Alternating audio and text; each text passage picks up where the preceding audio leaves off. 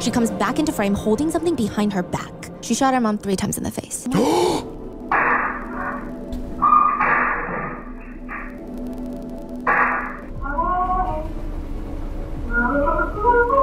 She really killed her mom over not wanting to be caught with weed and vapes. It almost sounds like a humming noise, like someone's singing. It's a little unsettling. Those hums, it's her like struggling to breathe and the pain because she's dying. Carly crawls out of the storm drain. She crawl out underground? Yes. What is wrong with this girl? Was this child sent from hell? I don't know, maybe I can't help you, but I'll just... Are you okay? Yeah. Carly goes to the kitchen. She does not look phased, even in the slightest. But she's texting her friends, it's an emergency. And she asks, have you ever seen a dead body? Do you want to see one? She had been shot in the face. Oh my, she shares it. She's gonna literally send pics to her friends of her mom's disconfigured face.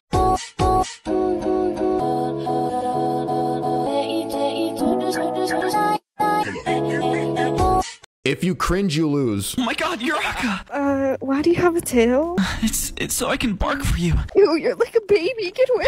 Yeah, I'm baby Deku. Mommy, are you my mommy? Ew. We are going to be watching the giggly baby-faced killer that showed her high school friend a corpse and asked, are you squeamish around dead bodies? That is the video we are going to be watching today. Before we get into today's video, as you can see, we are streaming on Twitch right now. Yeah, you guys should like follow and join us here because we have a lot of fun. We play games, we get freaky, and subscribe. We're on our way to hitting 300K. Bada bing, bada boo. Some friend groups have tiers for emergencies. One friend group said online they have specific codes, like the cops do for their emergencies. 971 is, it's urgent. I'm at the store. I'm trying on an outfit and I'm waiting in the changing room while there's a line forming outside to see if I should buy these clothes and you need to help me. 951 is, you just found out that the person you went on 2 dates with has a full-blown family. 911 is, you just found out that your dad has a side full-blown secret family. Obviously, those are very extreme examples, and I'm sure it doesn't apply to high schoolers. But the 10th graders that Carly hangs out with all had their little emergency system. Carly. And that is to basically just mass text all of their friends telling them, my life is falling apart, you need to help me, and quote, I fucked up.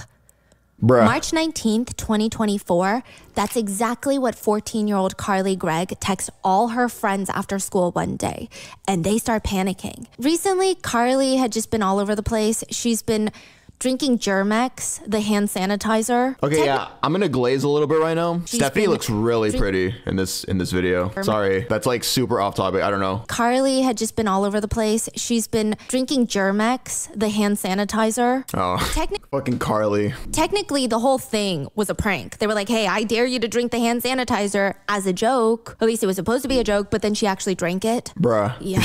And there was that incident where she brought a knife to school and then she stole the exam answers off the teacher's desk. If she's saying this is an emergency now, it's probably very serious. Carly. What's going on? Carly responds, I fucked up. I need help. I need help. When one of her friends asks, why? I can't tell you why. One friend hops up on his bike and starts making his way over. Another friend, she gets dropped off by her dad because this seems very serious. And when she gets to Carly Gregg's front door, Carly's standing there. She does not appear to be in the middle of an emergency. In fact, she seems calm. So what was all of that? Carly asks her, are you squeamish? I need you to not freak out. I'm not gonna freak out. What's going on? You're not squeamish, right? Have you ever seen a dead body? Bruh. Carly's friend shakes her head no, and Carly brings her into her bedroom where she looks down, and on the ground of 14-year-old Carly Gregg's bedroom is a dead body. In her room? Wait, if it's in her room, it's probably a family member, right? How old is Carly? How old is she again? 14. Yeah, okay, yeah. So that's 14 is high school age, I think. Let's get into it. No, There's a part of trials that tends to go viral, and that's typically when defendants hear that they have been found guilty. In some cases, it might be just the raw human emotion. I mean, you're capturing this very intense, life-altering realization in real time. I mean, you witness a person processing the fact that their life as they knew it is effectively over. Maybe it's Dude, like yeah, I've always thought about like how that feeling feels. Like whenever I've seen videos of people in court receiving their sentencing, whether it be like for life, whether it be for 50 years, I wonder like what they feel in their chest, knowing that like half your life, no, actually, if you get like 50 years, your life's over basically. Like even me, I'm 25. If I got 50 years in prison, sure, I'm getting out when I'm 75. But at that point, bro, just kill me, bro. Just take me out. Like all my life is just gone, bro. Like the fact that their life as they knew it I'd is probably effectively cry. over. Maybe it's like a satisfying feeling you get as a viewer, knowing that justice has been served. And sometimes these guilty verdicts become much more intense when you factor in polling a jury. That's a thing, and it's quite brutal if you're found guilty of your charges. Because the judge reads the final verdict of guilty, then they're gonna make you sit there while they ask each and every juror to respond to juror number 2, is that your verdict? Is that your verdict? 12 times you have to listen to, most likely in a guilty verdict, each juror reconfirm. yeah, yes, so it's like a countdown to your doom basically. most likely in a guilty verdict, each juror reconfirm, yes, you are guilty. You will spend the rest of your life rotting in prison. It's not done in every case, but when it is done, it's pretty brutal. So it takes enough time, and I think the repetitive nature of it, I think it really starts feeling emotionally volatile for some people. And there is nothing you can do but watch as your fate has been sealed. You can't beg the jurors to change their mind. You can't even talk to the judge. You also can't go and hug your family that's sitting behind you in court. You just sit there and you listen. Jesus. For 15-year-old Carly, she has to sit there That's and her? listen to 36 different, is that your verdict? Yes, guilty. That's crazy. She deserves it, don't get me wrong, but just bear with me. 15-year-old girl is witnessing 30 plus adults in front of her just say, yeah, she deserves life in prison. 36 different, is that your verdict? Yes, guilty. As to count 1, we, the jury, find the defendant, Carly Madison Gregg, guilty of first-degree murder as charged in the indictment. Beginning on the first row, ma'am, is that your verdict? Sir, is that your verdict? Yes, sir. Ma'am, is that your verdict? Sir, is that your verdict? God. Ma'am, is that your verdict? That's crazy. At first, with the judge reading guilty for her 3 crimes, she almost has no reaction. And then with each juror's confirmation, her face gets more Yeah, red. she's like, it's getting scrunched up. She starts sobbing. And in the span of 5 minutes, you see her go through a whole chain of emotions. She hangs her head. She looks like she's trying not to act like this is happening. Wait, that's so interesting to see. Like in a morbid way, yeah, like to see how the brain processes things very slowly, especially when it's this life ending basically. So it's like And it's blank here, lips start quivering. Confirmation, her face gets more red. It's getting scrunched up. She starts sobbing. And in the span of 5 minutes, you see her go through a whole chain of emotions. She hangs her head. She looks like she's trying not to act like this is happening. And then her whole body is shaking from crying. And then she just stares from the judge to the jury in almost this can't be happening. I don't believe this is happening face. There's just no way. She keeps looking at her family sitting behind her, but they can't do anything for her. Just 6 months ago, 14-year-old Carly Gregg is student of the year at her high school. She skipped a grade and was one of the highest academic achievers in her entire school. Everyone said she had a lot of friends and was quite popular. What happened since March 2024 and now September 2024 that she is now sentenced to life in prison at just 15 years old? Now, Carly Gregg, she rarely gets into trouble. She's the smart kid. Her mom's the math teacher at their high school. Her name is Mrs. Smiley, and she's like a fan favorite with the students. Carly's friends, let's call them Jason and Jenny, they start getting worried for Carly recently. March 2024. That's when everything starts feeling very unsettling. In fact, she's just acting very strange, more risky with her life. That morning in March, her whole demeanor feels off. She looks jittery, secretive, like she's hiding something. She's alone in the cafeteria and she spilled her milk. It's just weird. It feels like she's smoking weed again. And this is very unlike Carly. She was never really into drugs. This is the same girl that scored a 30 on the ACT already as a sophomore. A fucking 30? It was like a 22 or some shit. Someone just called me sped in chat. I didn't study and I stayed up like until 3 a.m. that night. I was doing something stupid at night. Okay, my SAT score was much better. This is the same girl that scored a 30 on the ACT already as a sophomore. That's higher than 93% of all test takers. And now she's smuggling in knives, getting caught, going to her teacher's desk, stealing and taking pictures of the exam, getting caught passing that around. This is just not normal behavior for Carly. Jason and Jenny, they come up with this plan. Today, they're gonna distract Carly and tell her mom everything. It's gonna be an intervention. Will Carly be mad at them? Probably if she finds out that it was them, but this is gonna help her in the long run get her act together. The plan is Jenny is going to take Carly on a walk around the school, distract her after class. Jason is going to go visit Mrs. Smiley's classroom and tell her what he knows. And Jason's smart with it. He even tells Ashley Smiley, Carly's mom, don't confront Carly about it today, that she's hiding weed vape pens in her bedroom. I just don't want her to know that it was me and Jenny that told you this. So many kids vape He nowadays. thinks as long as Mrs. Smiley listens to him, everything will be fine. Everything's going according to plan. School is dismissed. And as Jason bikes towards Carly's house to check up on her after school, he sees police cars all parked outside. That day, from the morning the high school bell rang, a series of events would take place that would end in murder. Carly crawls out of the storm drain, and you get What is wrong with this fucking girl? Was this child sent from hell? You know those little parts next to the sidewalk that has a gaping hole in the ground? And you get nervous anytime your dog walks anywhere like 10 foot near it? You can crawl into those. It's not advised. It's for storm water to drain so that your street doesn't get flooded. But You crawl out underground? yes. What the It's cramped. fuck? It's confined. There is typically a ladder. It's typically very dark, very cold. There's probably lots of rats and very uncomfortable. It's going to smell incredibly foul down there.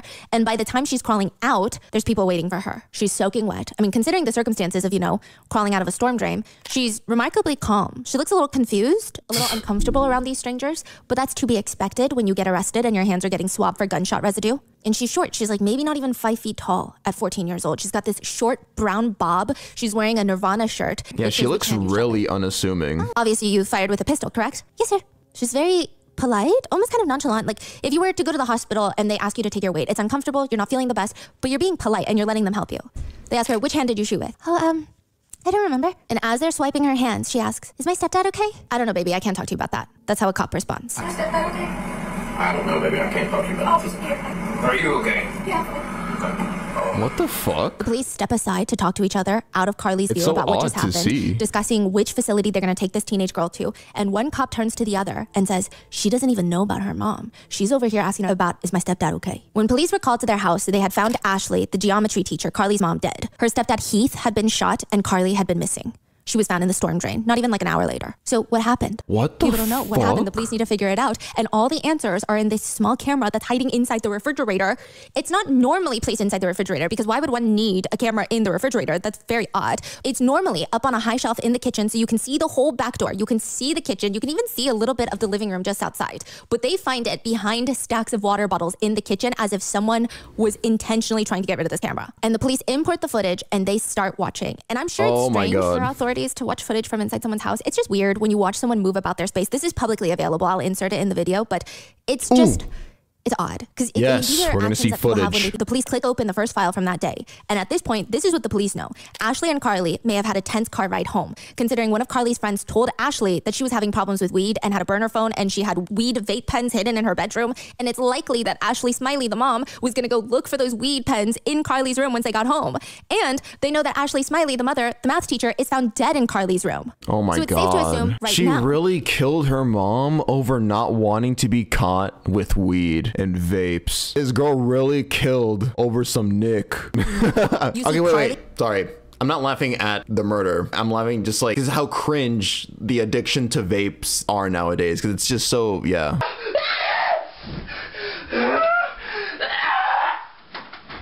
The math teacher is found dead in Carly's room. So it's safe to assume that she's in there right now when the video starts playing, because she's not in the video.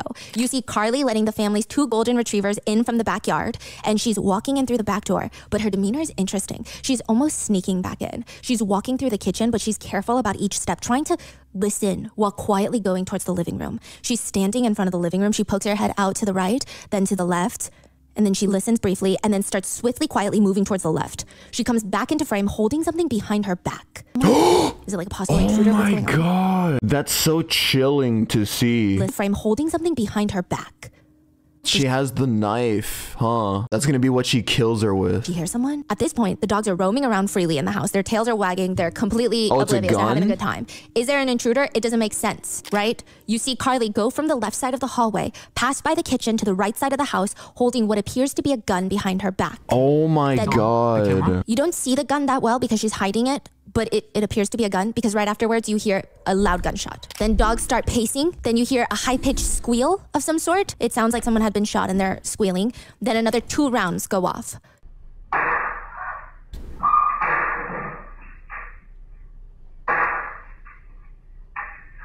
And for a brief moment, everything in the kitchen freezes And then the dogs start pacing. The dogs are so anxious. They're confused. They're trying to figure out what's going on. Carly walks back into the kitchen. And look how she's like moving. Calm. Like gunshots did not just go off in the house. Like it was so swift. Like it's just so unsettling. Like how she's moving the way I would move when I was little, when maybe I would steal a fucking cookie that I wasn't supposed to have eaten, that my parents told me not to eat. There was no hesitation. Grabs gun, shoots her, panics, walks to kitchen, gets on phone. Never mind, bro. I'm glad she's fucking locked up. Holy shit. That's and weird. And she places whatever was holding behind her back down on the counter, but you can't see it, and it seems intentional. And she grabs her phone and starts messaging people. Her demeanor is very bizarre, considering 3 gunshots just went off in her house. She's hiding, right? From the camera? Yes. That's crazy. So she's aware the camera is recording right now. Yes. Everything she does is on camera. And her demeanor is very strange. One of her pinkies is in her ear, digging in her ear while she's messaging her friends. That's just how casual everything seems. And then you hear... It's like sociopathic kind of moan or for help, psychopathic. but I think because of where the gunshots were, it sounds like someone's last breath,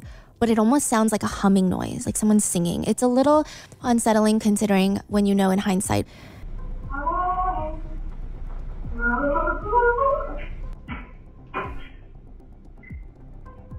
Carly perks up. She listens. She's calm. She's like an FBI agent almost. If I were watching a movie, I would think this kid is like an FBI agent at the scene of the crime, ready to go. She's alert, cool, calm, collected. She's not pacing around like the dogs are. She just grabs the gun from behind her back and then gets out of there. Briskly walks to the right side again. That's the more unsettling part, is like those hums. It's her like struggling to breathe and the pain because she's dying. Literally, the mom. She just grabs the gun from behind her back and then gets out of there. Briskly walks to the right side again. In fact, the dogs are looking at her, trying to figure out what to do. They're terrified. Their tails are down. They're very panicked. And by the time that Carly comes back, her mom is dead. Carly goes to the kitchen, tells the dogs it's okay, and leads them back out to the backyard. She does not look fazed, even in the slightest. It looks like she's just another kid back home from school. But she's texting her friends, it's an emergency. And one of them comes psychopathic. over. And she asks, have you ever seen a dead body? Are you squeamish? I need you to not freak out. Do you want to see one? She had been shot in the face. Oh my, she shares it. I completely forgot the title of this video. She's gonna literally offer to send pics to her friends of her mom's like disconfigured face. She had been shot in the face. She shot her mom 3 times in the face. Then she asks her friend, can you wait outside in the backyard? 3 times. So I can quote, I put 3 in my mom and I'm gonna put another 3 in my stepdad when he comes home. Jesus. She had even taken her mom's phone and texted her stepdad, you almost home, honey? Question mark. Carly Gregg, the little girl of the math teacher in high school, the one that skipped a grade because of how intelligent she is. She pretending killed her mom in cold blood, to be her mom. Too. So what the hell is going on in this house? I don't understand. She doesn't end up killing Heath, her stepdad. She ends up shooting him. The bullet grazes his trap muscle on his shoulder, and he manages to wrestle the gun from her. And she flees the house, hiding in the storm drain.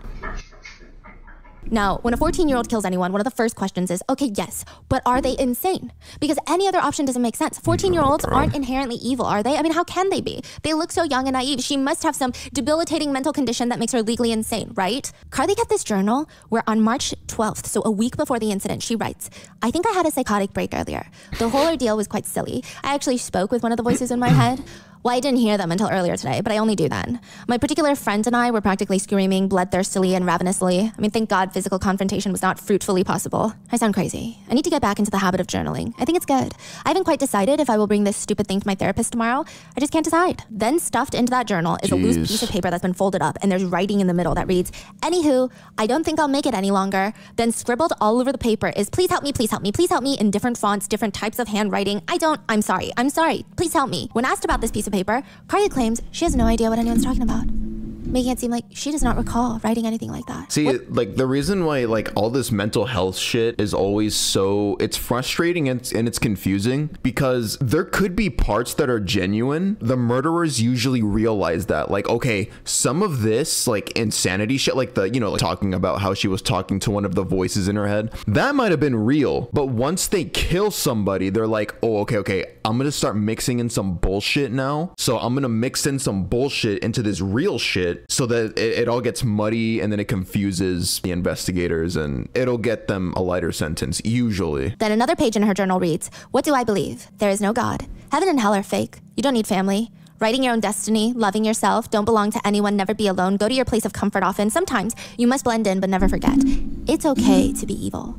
Sometimes you must jump into the dark to truly see the light. Death is inevitable. Another one reads, do I have schizophrenia? Am I having a psychotic break? And one that reads, I know one of y'all will read this journal. She then gives a guideline on gaslighting. She writes, take advantage, happy hurting. Life's greatest illusion is innocence. And there in the middle of that page is a pencil stabbed hole. What the where fuck? She writes, she stabbed it like Tom Riddle, which is Voldemort from Harry Potter, whose most famous line is, there is no good in evil, there is only power and those too weak to seek it. Allegedly, Carly thought one day she was going to be famous for making a nuclear bomb. I don't know. So it's a lot to unpack. And maybe the prosecutors did not want to unpack it. They offered Carly and her legal team a plea deal. Plead guilty for shooting and killing your mom in the face 3 times and for shooting at your stepfather. Plead guilty and we will give you 40 years in prison. Or the other option is go to trial. It's your choice. The ball is in Carly's park. And the judge tells Carly, think very clearly about this, because either she gets the 40 years, she could be 54 when she gets out, or the jury could either acquit her, meaning she gets no time, or the court could sentence her to 2 life sentences for murder and attempted murder and tampering with evidence. Carly stands before the judge and rejects the plea deal.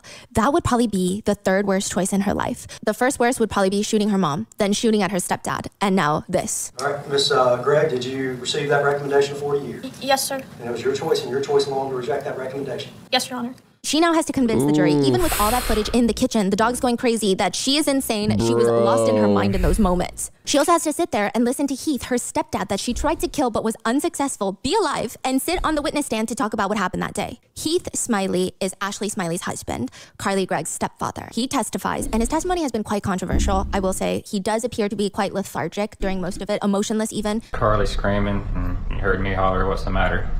But remember, this trial is actually exponentially speedy. I mean, most murder trials, they take years for the prosecution and the attorneys to get through all the evidence and discovery and all of that. This happened 6 months after the crime. Yeah, because the court saw how fucking insane this little girl was. There's a lot of reasons he could not be emoting the way we want him to. But on the stand, he talks about how he and Ashley got married a few years ago in 2020. They met in 2019. We gotta get this girl off the streets. He describes his wife as super nice, real smart. He's not Carly's biological father, but he felt like she was his biological daughter. The whole family, they were still in this honeymoon phase. They would go out. He would take Carly to karate lessons, guitar lessons. And then obviously everything changed March 2024. He walked in through the door after work and saw a gun go off right next to his face. He was maybe in the door 3-4 inches. The gun was about a foot from his face. The bullet grazed through his shoulder trap muscle area.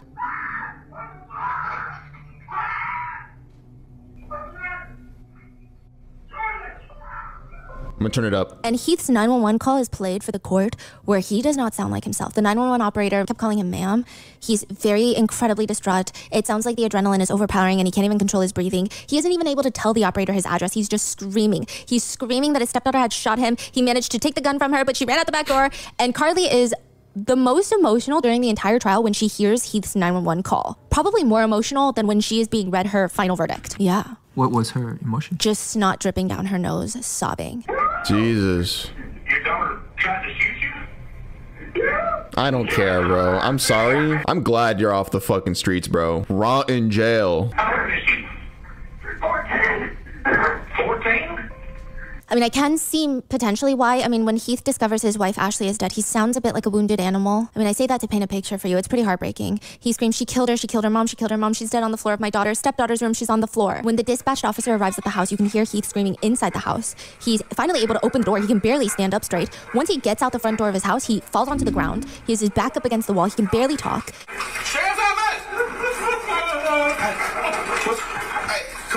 Ugh. Ew. Sorry, that just caught me so off The guard. officer runs inside, looks for Ashley, and when he walks out, Heath is laying on the floor, on the porch. She shot me in the neck. It's okay. I think she still had the piss on the kitchen counter. I went in the back door. She tried to shoot me.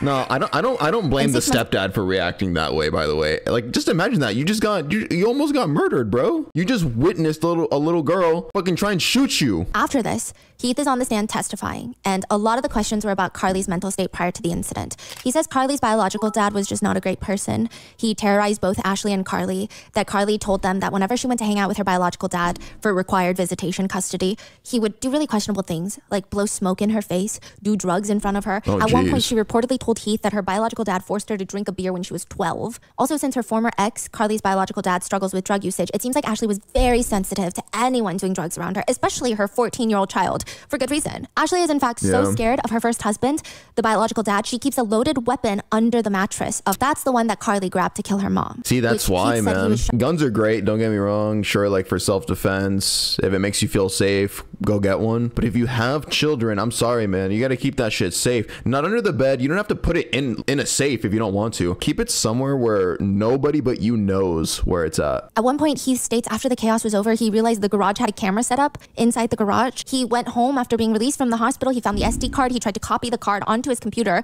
and he also called the police. But instead of copying the videos to his computer, it moved the videos to his computer. Then he found the camera hidden inside the fridge. He called for the police for that as well. He did everything to be cooperative, but apparently the vibe he got back from authorities were that they were treating him strangely. The authorities gave him what appears to be lectures on, quote, tampering with evidence, because he had copied the files from the SD card. And he said that he stopped working with the authorities and hired an attorney at that point. He states that he loves Carly like his own biological child and believes the only reason she would have shot him was perhaps she did not recognize him. Maybe she thought he was an intruder or something. The prosecutor... So he saw the footage, right? The dad's obviously like really sweet, like wanting to give her the benefit of the doubt. Nah, bruh. That girl is fucking crazy. Get her the fuck out. The prosecutors asked Heath to identify the person in court today that shot at him. Point to that person in court. They do this often. And he looks at Carly, points, and he smiles. And she smiles back. And they both smile at each other because Heath is in full support of his stepdaughter.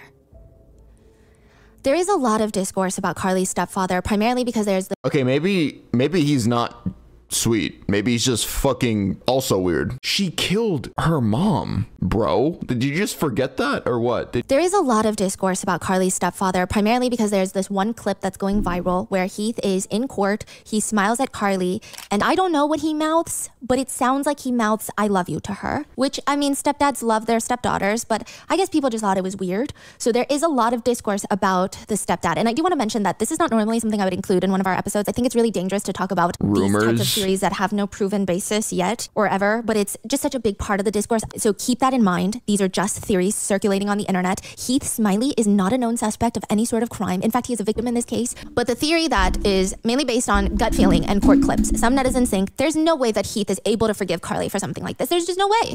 There have been arguments by netizens who state even if that was your biological child that killed your wife, it would be hard to forgive. They say even if this was a stepdaughter that you raised from birth since she was a day old, it would be hard to forgive. But they state it's even stranger when you realize that Heath only met Carly and Ashley in 2019. So Carly was maybe around 10 years old, 11 years old. I'm sure they bonded. I'm sure there's a strong relationship, they say. But they argue that it's just not enough time, they believe, to form a bond so strong that you would want to stand by her side through all of this. Not only did she shoot and kill your wife, she tried to shoot and kill you. Netizens are also confused by the fact that there was a protective order put in place where Carly and Heath were not allowed to communicate for Heath's safety. But Heath, the stepdad, requested it for it to be lifted. He has been speaking with Carly ever since while she's been in prison awaiting trial. It's so weird. I don't know why it's kind of almost grossing me out why the dad is so connected to the daughter. Ew, I don't know. Every day. Then there's the whole thing with the SD card being copied onto his computer and the police having to have a conversation with him about tampering with evidence. He lawyered up after that. Some netizens thought that in addition to everything that else is strange,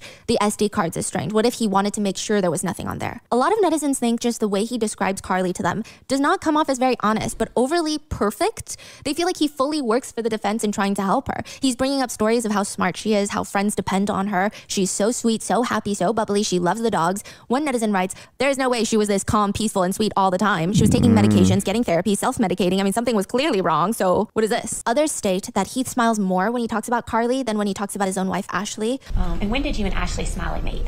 It was the spring of 2019. And at some point, did you and Ashley Smiley end up marrying each other? We did in June of 2020. Where'd y'all get married? We actually went up to Gatlinburg when things opened back up after COVID. Tell us about yours and Carly's relationship before March 19, 2024. We were always good. We laughed and played and messed around, loved video games, and took her to karate stuff until she kind of got tired of that and she started going to guitar practice weekly, so I was taking her to that every week. One netizen writes, I don't think I'm accusing him of anything inappropriate, just stating that he's acting very strange. It's weird. Defending the child you only knew for 3 years that tried to kill you? Yeah, I'm not gonna, okay, Stephanie might not want to do this for obvious reasons. She gets like a lot of views. She doesn't want to be irresponsible. I'm gonna go ahead and say it. There's a non-zero chance that this motherfucker has a weird ass relationship with this girl. I don't know if it's like grooming. I don't know if it's some sort of weird other attachment thing, or maybe he just has some weird ass feelings towards, I don't know, bro. Others argue that not everyone has to be skeptical of innocent people and victims. They argue, yes, these types of cases have happened before, where stepdads will groom the children and then might even try to get them to kill the mom, or a foster child will, you know, there have been some cases of that. Well, she is kind of saying it. It's a lot. But they argue, even when he's talking about their family life, it just seems like a man who actually enjoyed his new life with his family and his new kid. He talks about how he and Ashley surprised Carly with their second golden retriever. It just sounds like very fond memories for him, which they find enduring that he and both Carly are able to think back to those positive memories. Other people are saying, this is just unfair that you're accusing him because first of all, he's a victim. There's no proof. And if there was, law enforcement would have found it by now. And second of all, it's almost perpetuating this narrative that stepfathers cannot love their stepchildren without being creeps. So they're saying it's just, why can't we just be nice parents and not be misconstrued as creeps? Because it's weird that she killed the mom and tried to kill him.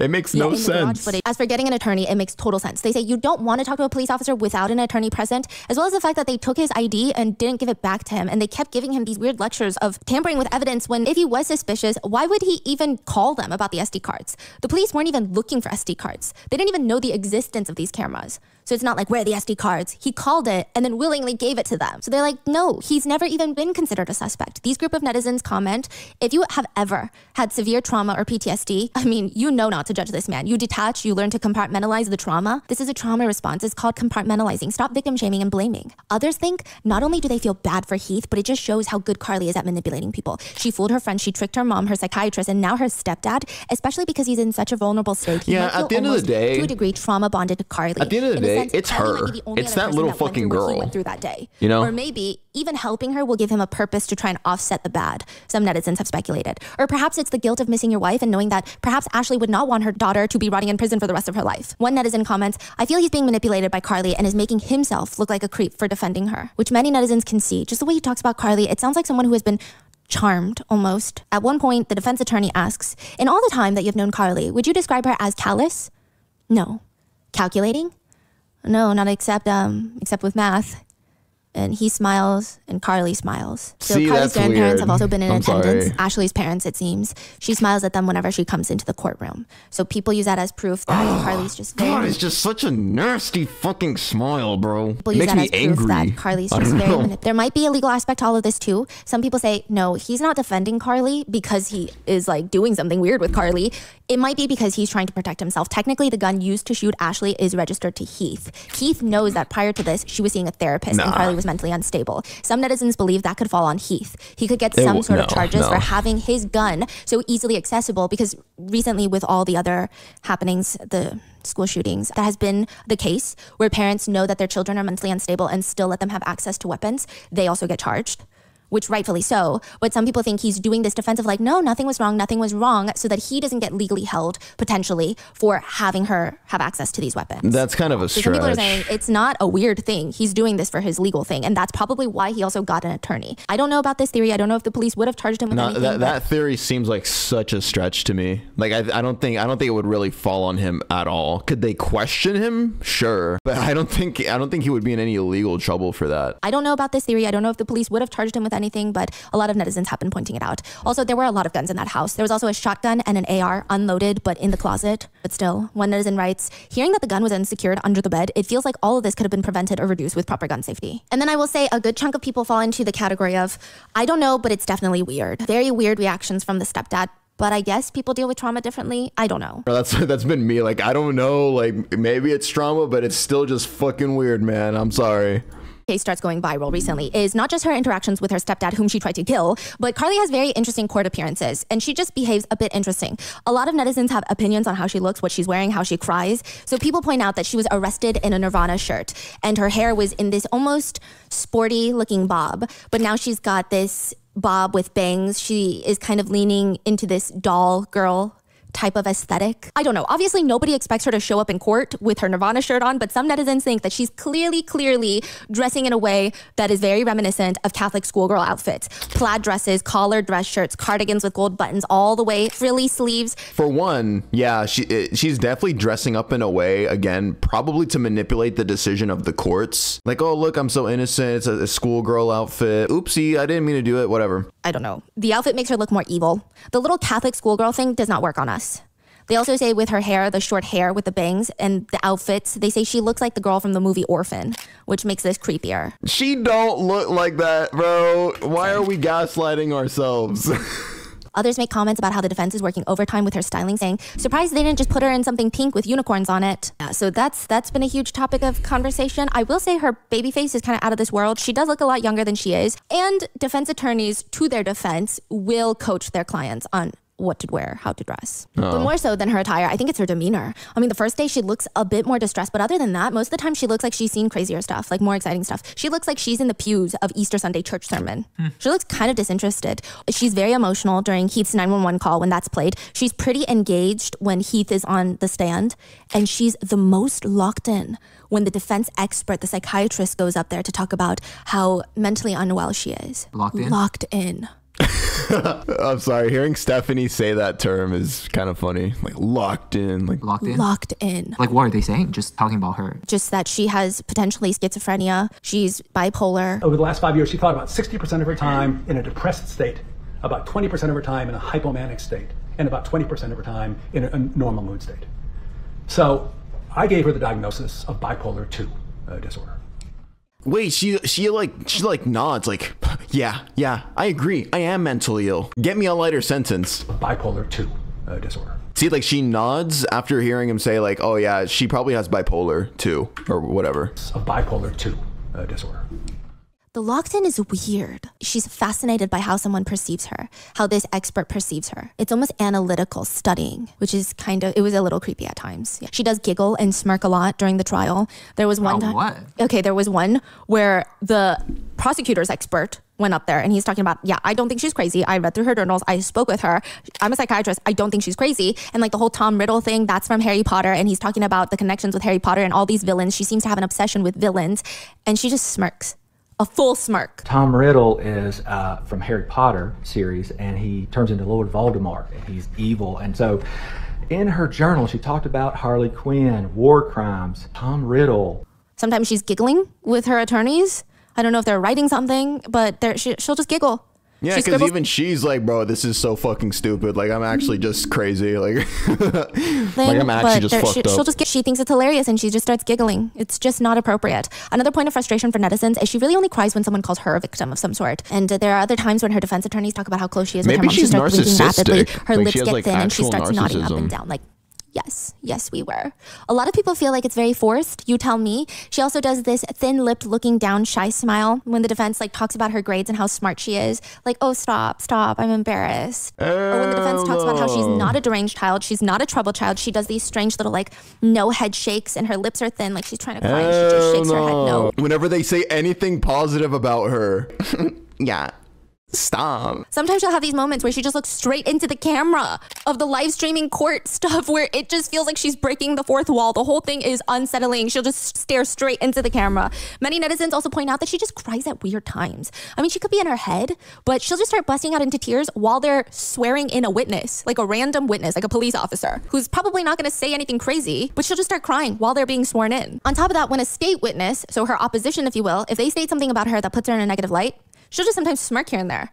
And then she'll take these side glances to her stepfather who's sitting in the court supporting her, and then they'll smile at each other. And her behavior is definitely unsettling, and it's not working in the defense's favor because their whole argument here is that Carly is insane. They state that prior to this, they're saying she is like the poster child for someone who might have a psychotic break. They're saying that her biological father is bipolar.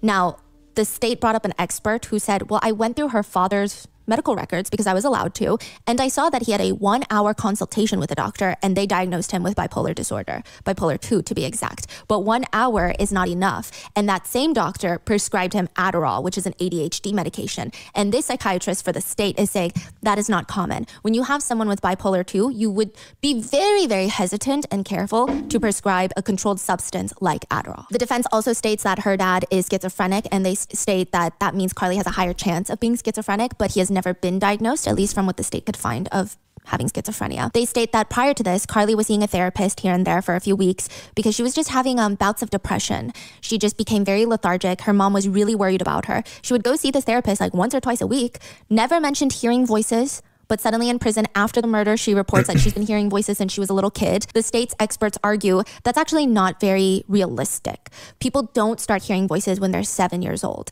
Maybe it's an internal monologue that they mistake as a voice in their head, but these hallucinations don't come in that early. They also state that Carly was put on antidepressants. She was first put on Zoloft, and that made her feel like a God damn! They're putting this girl on everything. The defense also states the weed, the self-medicating, was also very volatile for her mental state, which most people argue it's just weed. No, it's her. She should not be doing it at 14, but it's just weed. And a lot of comments were saying if she was doing meth, cocaine, crack, all these things, I might be like, okay, yeah, that could probably cause a psychotic break. But weed, people were saying it doesn't make any sense. They also state that coupled with sudden disappointment that she knew her mom was feeling because on the way home, she found out that her mom found out that there were vape pens in her room. She didn't want to feel that disappointment because she loves her mom so much that it rendered her into a state of psychosis. And then she murdered her mother in a state of psychosis. So would I say out of all the insanity defenses that I've researched before, is this a good one? I would say it's probably one of the worst ones, especially for a 14-year-old. I feel like you could have done an okay job considering her age. Yeah. Because she's already 14, she's been in therapy. I feel like there would have been a lot of ways for a good defense attorney to try and spin a whole story about how she's unwell. I don't think it would have been believable in the end, but these defense attorneys were very questionable. And the biggest thing is, the defense states that before Carly shot her mom, she blacks out, doesn't remember coming home, okay? She gets home, blacks out, shoots her mom. She comes to in the storm drain. She crawls out of the storm drain. But the state points out the fact that in the body cam footage, her hands are getting swabbed, and then she confirms it's a pistol. She asks about her stepdad. So they're asking, okay, how could you black out and still remember those things? Additionally, her psychiatrist is stating that she is having these nightmares where she hears gunshots go off. And this is in prison while she's awaiting trial. Now, the state argues, if you blacked out, you don't remember. So why would you have these PTSD-like dreams about it? If you don't recall that, if that's not something that you did, how could you have nightmares about it? Because it's bullshit. And then also they argue that her journal, it sounds like someone who wants it to be read. It sounds kind of like a little kid reads a book on psychosis and then writes a journal about it. And the psychiatrist for the state was like, again, it just sounds like every symptom in the book that she's trying to replicate into this journal. It sounds very villainous. It's silly, actually. The state psychiatrist says, if you've met anyone with auditory hallucinations, they would never trivialize it. They would never say, it's silly, actually, because these are real to them. It's so traumatizing. It's so haunting for them. They're terrified of these voices. Yeah, as cringe as it is, kids are really susceptible to that bullshit where it's like, they learn about something, like let's say, like I think we saw it in another case, right, where like this guy wanted to be that ghost girl from Danny Phantom or Jeff the Killer. Like you read about something and then you hyper fixate on it and you just want to be like it. Like I'm the Joker today, guys. Why so serious? Also, his whole argument in support of Carly was trying to argue that it seemed like Carly was out of her mind. She didn't even recognize him when she shot at him. That's how he says it. But she did text on her mom's phone, "You coming home, honey?" Like it's very clear that she's luring him in. Additionally, one of the main notes of her psychiatrist that was seeing her prior to the murder was that Carly reported being angry with her friends because they weren't as serious as her. The psychiatrist wrote she never reported hearing voices. She was just kind of rude to people she felt were not as smart as she was. She felt like she was losing patience with her teachers. And it seems like she gets off on being better than others. She would tell her therapist in almost a bragging way that she was reading Crime and Punishment, which is about a main character who is obsessed with his own intellectual superiority, that he starts planning to murder someone. Oh, so yeah, it's narcissism, bro. Murder someone, and his whole life starts unraveling. He descends into a very scary state of paranoia, self-loathing. He's being hunted by a detective till he's ultimately confessed and is sentenced to hard labor. And they report that she does seem to have these very strange wants to appear a certain way. But that was about it. Other than that, she seemed a little depressed. The state argues Carly likely heard her mom in her room finding her vape pen. That's why she was listening. Then she walks with purpose quickly directly to where the object is that could kill her mother. The gun. In her mom's room. She was, oh my God. To me, that sounds like an intact motor function. It shows coordination and it suggests a specific intent. She did not walk to the kitchen and grab a banana, which is something that many psychotic patients would do, like when they're in psychosis, in a state of psychosis. That is no psychosis. She's present. Yeah. What Stephanie's saying, it shows intent. It shows clear direction and decision making. Yeah. She did not walk to the kitchen and grab a banana, which is something that many psychotic patients would do, like when they're in psychosis, in a state of psychosis. A lot of the times when people are in a state of psychosis, they don't harm others. They end up harming themselves by accident. She walks directly to where the sole object is that could kill her mother, retrieves it. In a very methodical manner, she peeks around the corner while hiding this object. These are high-functioning things that take several areas of the brain. It's almost predatory. Oh, yeah. She looked around to see if she would get caught. Even with the 2 shots to Ashley's brain, he believes it takes marksmanship that shows a high level of brain functioning to shoot someone in the head like that. So with the closing statements, the defense states, if Carly is so diabolical, so smart, so callous, why is this so dumb? Essentially, they ask, nothing about this looks like a well-planned out scheme. Much of what she did seems senseless. Why plan to shoot your stepfather and invite friends over? That makes no sense. Why wouldn't she immediately just run away? You're a kid, you're stupid, you're hyped up on adrenaline. Rather, our whole lives as a whole. And when you look at the facts of this case as a whole, You're and the kind of picture of who irrational. Carly Gregg is on the whole, you'll see this wasn't a bad kid. This wasn't a kid who was enraged. This was a kid experiencing significant mental health issues and health issues that were running in her family that we know are hereditary. This is a kid that was compliant with the medication that she was put on. However, that medication caused her symptoms to worsen. And while she was having a state of psychosis, in that episode of acute stress, she lost herself in what was the perfect storm. I'm asking you, for those reasons, to please find Carly Gregg not guilty by reason of insanity and finally quell this storm for Carly Gregg and her family. She's not insane, though. The prosecutors state, the defense wants you to believe that from the time she took the dogs out, she blacked out. Well, that's a real convenient time to be blacked out. But she still has the wherewithal to enter her mom's code into her phone and text someone specific, and that specific person is her stepfather. Exactly. Bro, Stephanie, bro, she just knows, bro. Smiley, the wherewithal to enter her mom's code into her phone and text someone specific, and that specific person is her stepfather, Heath Smiley. When are you going to be home, honey? They go on to argue, yes, she has mental health problems. Quote, those records state she has anxiety and depression. Ladies and gentlemen, it's indisputed that anxiety and depression don't cause you to kill someone. As for her hearing voices or having lapses in time, you did not hear that from any provider that's ever seen Carly before the crime. Was it a perfect plan? No, nobody ever said it was perfect. That's why we're here, but that is not insanity. In the end, Carly was found guilty. They are appealing her sentence, but a lot of netizens have a lot of thoughts, even with this verdict. The netizens who believe that Carly should have been found insane, not guilty by reason of insanity, they write, damn, some of you guys are brutal, she's a baby. She doesn't even have a fully developed frontal cortex. Things happen to children that develop these behaviors. They're born innocent. She's remorseful. It happens sometimes. 14 is a child. It happens sometimes, guys. You take your kid's nick away, they might want to kill you. It happens, bro. It happens. I don't know. After hearing from the therapist, nothing sounds like insanity. They write, the body language of these dogs really makes it sink in for you. They instantly went from tails wagging excited to see their owners to scared, frantic, and confused. Dude, yeah. After the gunshot, dude, look. The way the dog like looks over at the room, Animals like where the are so mom perceptive. is. Actually is crazy, like how perceptive dogs are. Their tails aren't wagging anymore. And like, look at this white dog. It's like the head's ducked down and shit. Like, oh my God, like what? Like they know something happened. After the gunshots, they start pacing. Like they look very anxious and stressed.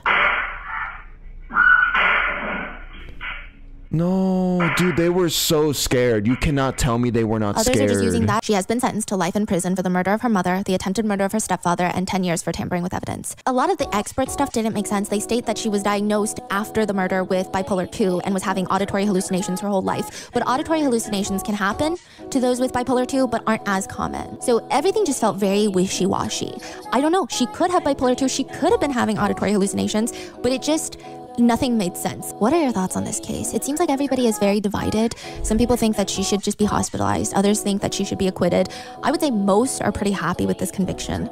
Bro, okay, even if she did have bipolar, that's not bipolar, bro. She was little, but she was, and she was irrational, but she was still very much in the moment. So yeah, like some of her actions didn't make sense, like texting her friends like, hey, you guys want to see a fucking body? You guys want to see my mom's face up close after I shot it 3 times? All that is very reminiscent of like just somebody who's just irrational after you've done something crazy. But in the moment though, when she was in the process of murdering the mom, that was all her, bro. Heard the mom digging through her shit, paused, and was like, oh shit, goes to grab the gun that's hidden under a bed, comes back, shoot.